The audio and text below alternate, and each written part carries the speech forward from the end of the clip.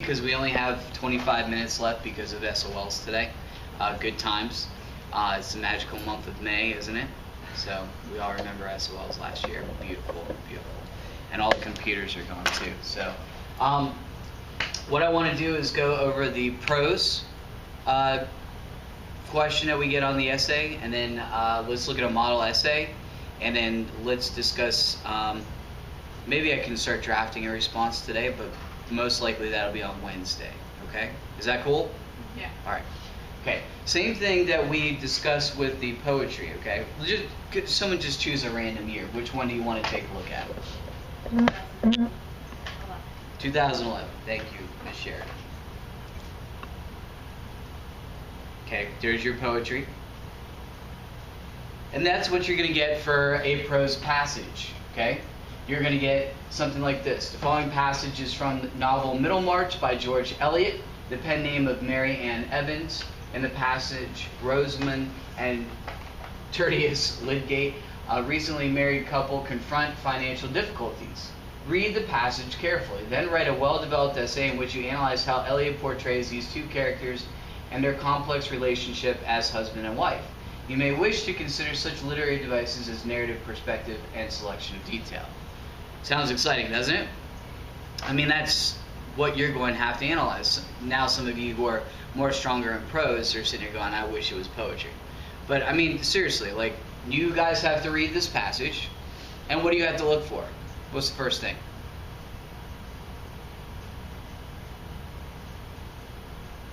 It's Monday. Chirp, chirp, chirp.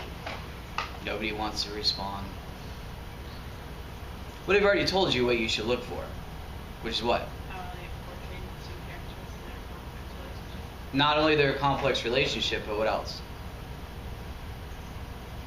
I mean, this is written, first of all, George Eliot is writing this, she's writing this in the latter part of the 19th century, which means that the language is going to be different than what we're used to, right?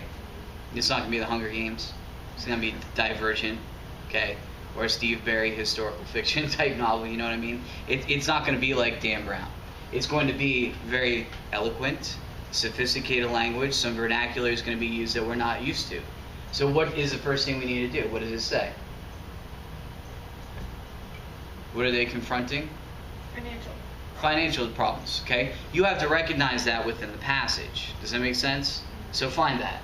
And then, of course, you're developing an essay, right? But remember, what's really neat with the poetry, we got to wax philosophy, didn't we? Okay? We also got to wax philosophy in the open response. We did that with the Invisible Man response, didn't we, on Friday?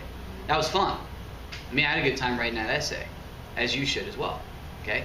But with regards to this, you actually have to analyze the text. Oh, that's fun. I mean, especially if you've never read anything by George Eliot. How many have read anything by George Eliot? That's what I thought. So this is going to be difficult. Okay? It's not going to be as difficult, in my opinion, as the open response. As we went over on Friday, it can be fun. But this one is just going to be dry. You just get right to the point. So attack it. So you actually need to read this, okay? Just like the poetry one. I know you've had tests where you've not had to read the passage, right? Your teachers probably told you don't read the passage. Just look for the line numbers and just answer the questions. You have to read this. I'm sorry.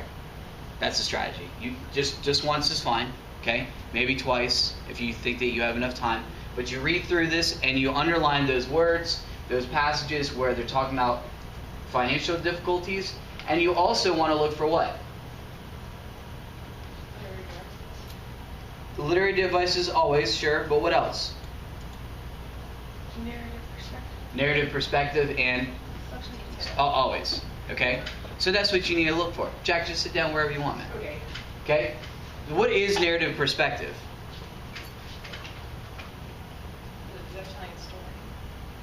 Okay, and what else?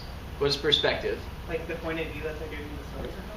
Okay, very good. So you need to discuss how the narrator is discussing this, okay? Third person omniscient, third person limited, okay? First person, you know what I mean? Okay, so you have to discuss that. Is there a shift? You also need to consider that. Is George Eliot going to go through a shift in tone or narrative perspective here? Okay, you need to recognize that. And then finally, what else do you need? Selection of detail. Okay. How is George Eliot presenting this text? Cool? All right.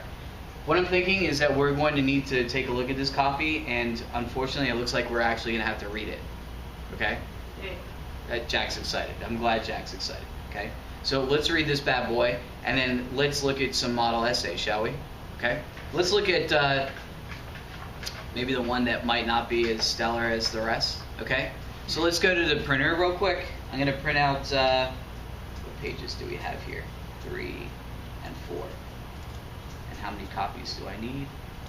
Jack, do the math. Yeah, 6. 7?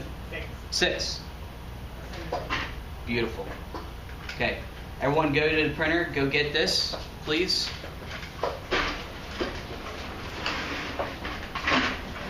Sorry, those people out in YouTube land. But everything must be impromptu. It can't just be staged all the time.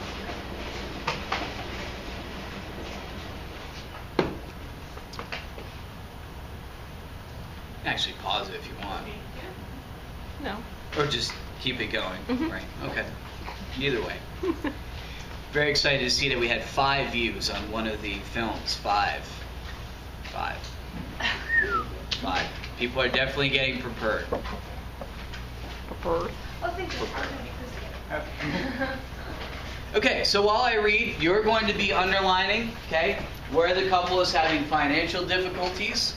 You're also going to look for narrative perspective, and you're going to look for selection of detail.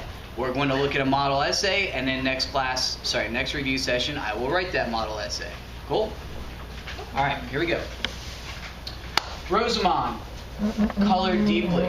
Have you not asked Papa for money? She said as soon as she could speak. No. Then I must ask him, she said, releasing her hands from Lydgate's and rising to stand at 2 yards distance from him. No, Rosie, said Lydgate decisively. It's too late to do that. The inventory will be begun tomorrow. Remember, it is a mere security. It will make no difference. It is a temporary affair.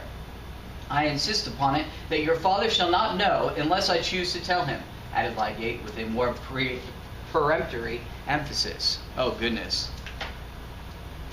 You must discuss that diction. And where would that fall under? Selection of detail. You must discuss the diction. Okay? Look at that. That's elevated language. Okay? You need to discuss that. Alright? And secondly, what do we already learn from this? Who wants to tell Dad? Rosamond does, and Lydgate wants to take care of things on his own, right? Yes. Thus far, what is the narrative perspective that we're seeing? Third person. We don't know if it's omniscient or limited at this point, right? Okay, very good. This certainly was unkind, but Rosamond had thrown him back on evil expectation as to what she would do in the way of quiet, steady disobedience. The unkindness seemed unpardonable to her. She was not given to weeping and disliked it. But now her chin and lips began to tremble and the tears welled up. Perhaps it was not possible for Lydgate, under the double stress of outward material difficulty and of his own proud resistance to humiliating consequences, to imagine fully what this sudden trial was to a young creature who had known nothing but indulgence and whose dreams had all been of new indulgence, more exactly to her taste. But he did wish to spare her as much as he could, and her tears cut him to the heart. He could not speak again immediately, but Rosamond did not go on sobbing. She tried to conquer her agitation and wiped away her tears, continuing to look before her at the mantelpiece. Now, this is the type of passage that would draw Miss Rader to tears because of what? The number of semicolons. She absolutely despises semicolons. What is it with these authors and semicolons? I mean, to be honest with you, doesn't it seem rather technical rather than novelesque? You know what I mean? The fluency, I mean, this is okay stuff, okay? It really is. I mean, it's George Eliot. We remember her. I mean, it's pretty good, okay? Pretty good. She's been published and well-renowned. But do you see, like, the selection of detail here? Every single emotion is captured here. So what, we have third person what? Omniscient, okay? And it's a little bit dry for us, but remember, it's the latter part of the 19th century, okay? I already told you that. Jack? I might have missed this, but so omniscient is just like when they understand everything that happens and limited, when they can only see like the surface of things. That's correct. Okay. Or they only see from one perspective and not the other. But here, we definitely know that Lydgate, the narrator knows what Lydgate is. We know that the narrator knows what Lydgate is thinking about Rosamond. Okay? And we will argue omniscient later on. Okay? Alright?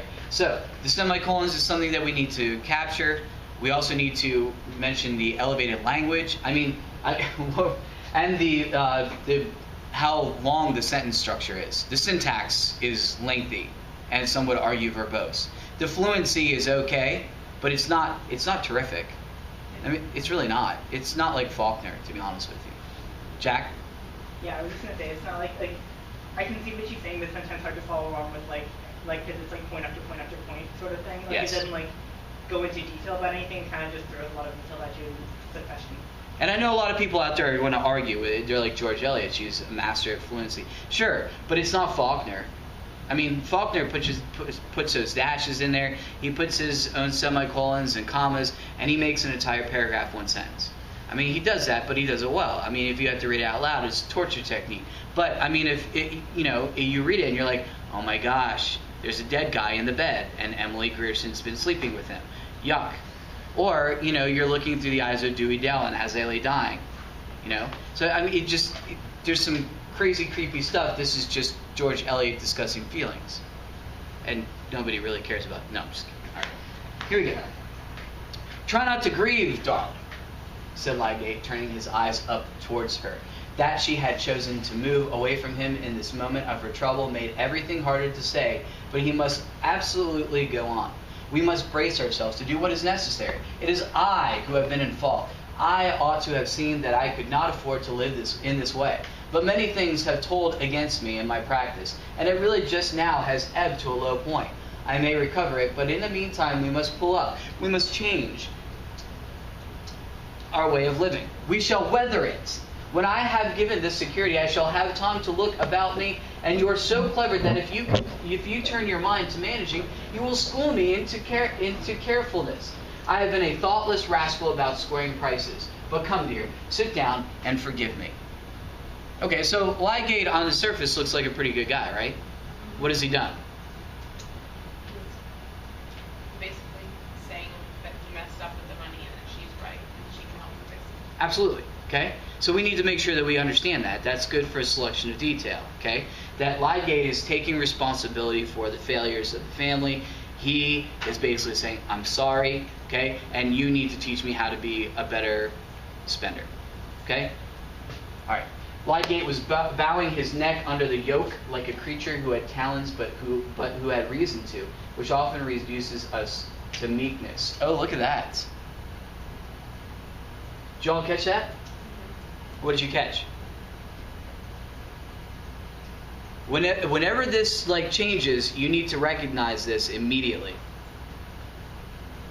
The narrator is talking. Let me read the sentence again. Let me see if you all can catch this. This is very, very subtle.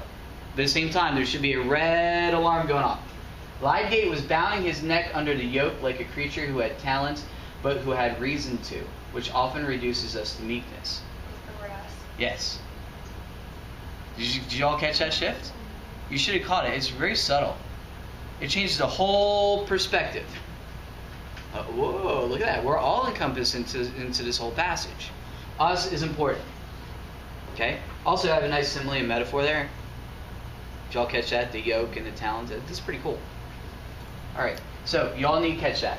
When he had spoken the last words in an imploring tone, Rosamond turned to the chair by his side. His self-blame gave her some hope that he would attend to her opinion, and she said, why can you not put off having the inventory made? You can send the men away tomorrow when they come.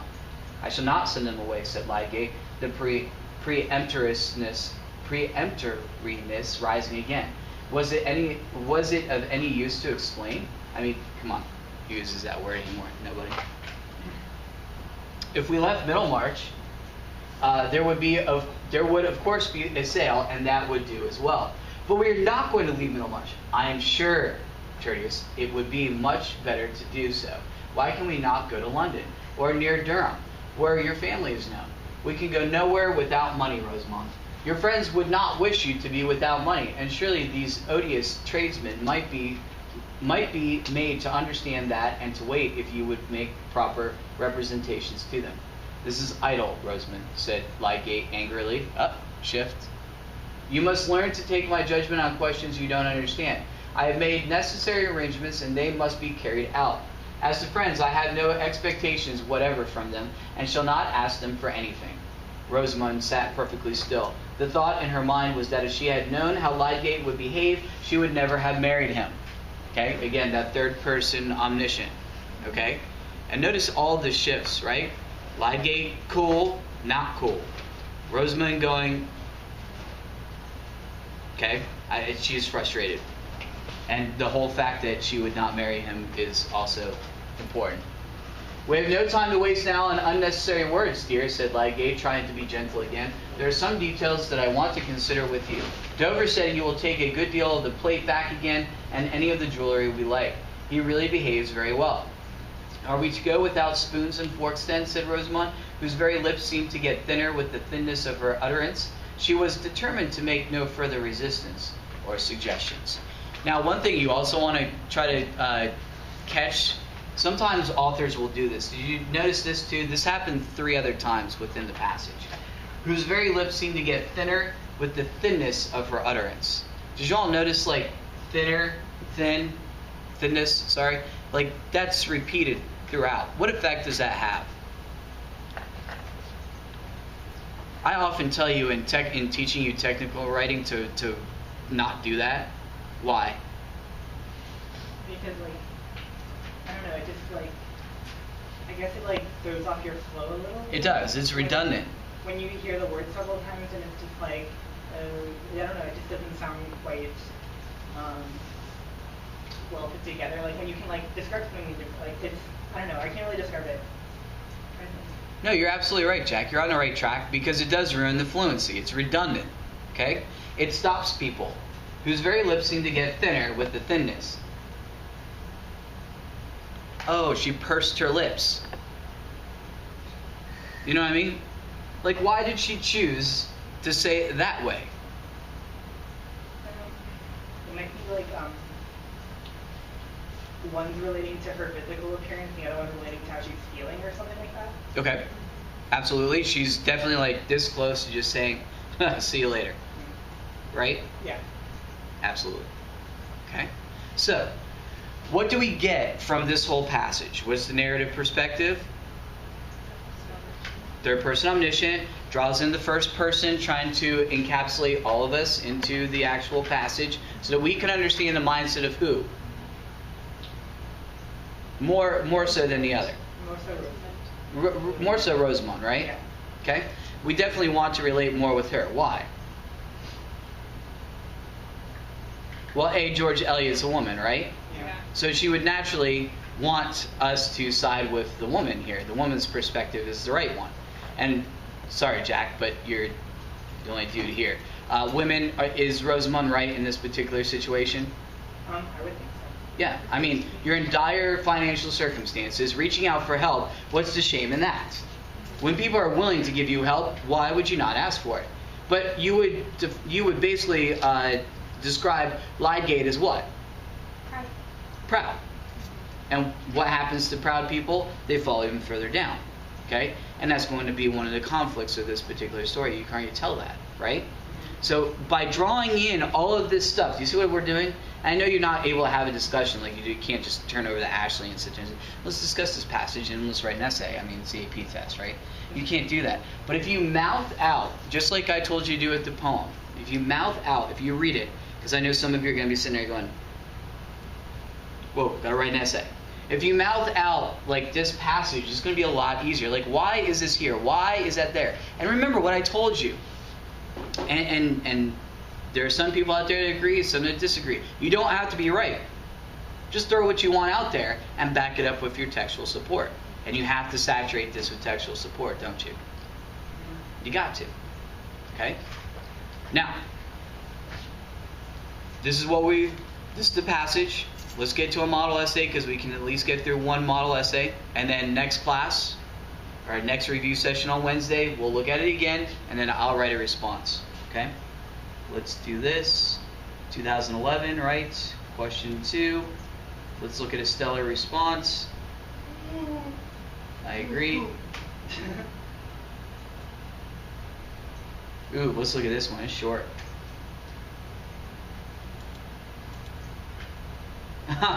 First error.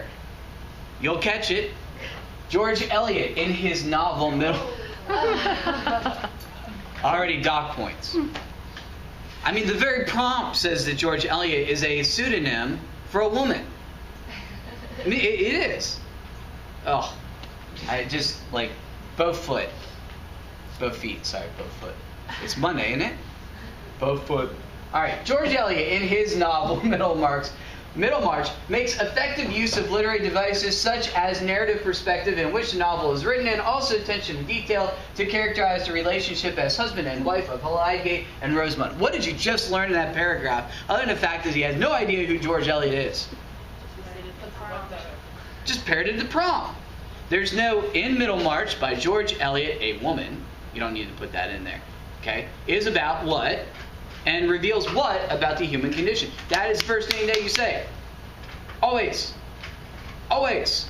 On Wednesday. That's what I'm going to do. I throw that in there, just like I did on Friday. What does this passage mean? Don't parrot the prompt. Don't. First mistake. Eliot portrays Rosamund as pampered and a bit selfish, even. This can be seen in lines 23 through 25, where the narrator... You don't introduce textual support. You don't discuss textual support in this manner. A, you weave it into your passage, just like I've been teaching some of you for like 2 years now. You weave it through. It's background scenery to prove your assertion. Assertion, textual support, discuss the assertion a little bit more. That's what you do. This is not that formula, and this is not the way to do it. Where the narrator informs the reader through Lydgate's thought process that Rosamund had never drawn hardship, only indulgence. You don't have to be right, but you can't be like flat out wrong. In addition, the selection begins with Rosamund being too angry to speak because Lydgate had not requested money from her father. This sort of attitude continues throughout the passage until the end, when Rosamund realizes Lydgate is right, that she was throwing, well, Tantrum. a tantrum, and that she still loves him. You know what I mean? Like, you don't have to be right, but you can't be wrong. This is just wrong. There's no tantrum. If anything, she's calm and controlled. It sounds like he just didn't finish reading. Like, he wrote like the first paragraph and was like, oh yeah, this is good enough. Yeah. And that she still loves him. I mean, she's this close to getting rid of him. And she is. I mean, it blatantly says that, like, if she knew who he, like, was, she would have married him. Yeah. Obviously, she doesn't still love him. Yeah. In contrast to Rosamund, Lydgate is portrayed as practical, pragmatic, proud, and wiser. I mean, he's right about one thing. The reader first sees his pride in the beginning when he is too proud to ask for money from Rosamund's father, which he admits when trying to see the situation from her perspective. And later what is he doing right now? Plot summary. Okay, it's a bad one, too. It's not necessary. Trying to see the situation from her perspective, and later when he refuses to ask his friends for favors. The reader also sees the practical side of Lydgate when, in lines 80 through 85, just, there you go. I mean, just read, that much of text and seriously? He wants to sell, you've got to pick and choose from long lines, you got to, okay? He wants to sell plateware and jewelry for money to help through their relationship, okay? Throughout the selection, the reader may observe Lydgate's circuit of continually consoling Rosamund because he cares for her, and lapsing back to his upsetting her again. Okay, this shows the compassionate side of Lydgate, proving that though they may disagree and become impatient with one another, they still love each other. Another way in which Eliot shows their relationship is through his careful attention to detail, especially in regard to space. Don't ever say careful selection of detail. Just talk about diction or syntax and point out specific words. Don't ever say that. It's parodying the prompt. For instance, in lines 33 through 36, Rosamund's moving away from Lydgate hurts him, as did her tears, which cut him to the heart. Very good, textual support. Lydgate also asks forgiveness of Rosamund in lines 45 through 47 when she becomes upset with him. Through these devices, George Eliot develops and portrays the relationship between Lydgate and Rosamund as one of hardship, but ultimately love. No. No. Let's look at the score. 5. Jack. That was hard. They didn't get worse, but I mean, I guess they did have a point. They kind of supported it, but so I guess how I would try to tackle this was like first, like obviously just state at the beginning that it's like a passage about like, I don't know how you would word this, but like of how pride can be a bad thing in like a relationship, and how it's like working as a bad force, and it's like his pride's like making her very upset, and it's like he can't get away from that or something along those lines. And then as far as perspective goes, I would like I think you're supposed to at least mention the fact that like it's majorly from, there's not as much insight into Lydgate's what he's thinking as much as Rosamund's, because I think obviously like you said before, like we're trying to sympathize with her more, and understand what she's thinking more, because it's kind of obvious like how he feels about the situation from like just what he says, and I think we kind of need more insight into how she thinks about this, because I think just given like the context like that we don't have any, so although I think the hard part of this would be like trying to characterize them based on like how they choose to with them, how the author chose to like use diction and such. Okay, I'm going to get to Sarah first and then show you where I think that you need to go as opposed to where you're thinking right now. Okay. Because you're going to make it more difficult. Yeah, probably. Okay, I don't want you to do that. Sarah, comment. Well, I have a question about like another thing we could put Go in ahead. our essay. So I assume she chose a man's name because women didn't really write then, like. Yeah. Okay. So could we kind of weave that in when she's focusing on the fact that Rosamund is kind of Lydgate is kind of brushing off what Rosamund's saying and not really letting her make the decisions? Or? Absolutely, you can definitely bring in the feminist perspective. Okay. Yep. You can talk about feminism and the fact that George Eliot had to create a pseudonym, a man's name, in order to get this published and draw sympathy for women. Okay. Okay. It's a shame we don't get a chance to read Castle Rackrent, which is the first novel published by a woman in Ireland, 18th century. It's a little bit dry though. It's not very good. But I mean, it is interesting to look at though. I mean, it's just not one of those things like Page Turner. You're just like, oh god. But you know. Why is this a 5 though? Before I get to Jack. They did mention the text, even though they didn't quote it. They did refer to it. Like they had a point and they supported it, even though it was completely wrong. They like did have that, I guess. They provided an analysis. Absolutely. Sorry, Mr. They did provide an analysis. It was just completely wrong and not done very well. And they also said that George Eliot was a man. I mean, there are a lot of strikes. But they got a 5. Does that make you feel better? Yes. I mean, it should. That's why I like this particular one. Okay. This one's good. If I had shown you this one, you probably would have been like, oh man, I already know what this got. This is the entire essay. Oh my god. It's one paragraph. What did they get? We'll get to that next time. Okay. But the one that we just read is a 5. That's kind of comforting. Yes. Yes. Jack, where you're wrong, or where I want to guide you. Sorry, scratch the wrong thing. Where I want to guide you, and this is the last thing before we stop because Ms. Lowcraft has to go, and so do I. The omniscient perspective is drawing sympathy for the character Rosamund and showing how Lydgate is wrong and a typical proud man. So we see the perspective equal from both of them within this passage, which is why they showed it. But we see how the narrator, the omniscient narrator, draws more sympathy for Rosamund. Does that make sense? Okay, and I guess like such a detail kind of comes in the fact that like she explains how Rosamund's feeling a lot more than the other way around, I guess. Yes. Oh, wow. Guys, on Wednesday, come at 7:55 so we can promptly start at 8 so I can write this essay in 20 minutes. I have an AP test, so have fun. Okay, have fun. All right, peace. No, there will not be any fun.